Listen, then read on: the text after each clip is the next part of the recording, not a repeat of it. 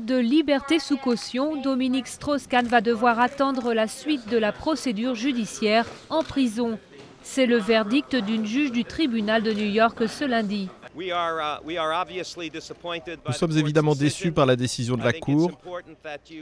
Je pense qu'il est important que vous compreniez tous que la bataille vient seulement de commencer.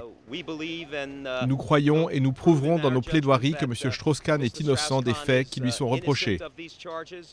Pendant un peu plus d'une demi-heure d'audience, un Strauss-Kahn hagard, après 2 jours de garde à vue, a entendu les 7 chefs d'accusation qui lui sont reprochés.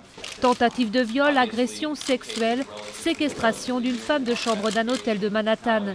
Des faits qu'il nie en bloc et qui sont passibles de plus de 70 ans de prison.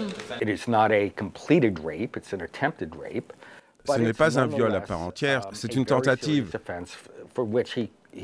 Mais c'est néanmoins un crime très grave pour lequel, si les jurés le reconnaissent coupable, il pourrait passer un bon moment derrière les barreaux. La défense avait proposé de verser une caution d'1 million de dollars pour obtenir la libération de DSK, mais la juge a préféré ne pas prendre le risque qu'il tente de fuir le pays. Aux États-Unis, les peines de prison sont beaucoup plus longues que dans d'autres pays. Il aurait donc de bonnes raisons de ne pas se présenter devant la justice.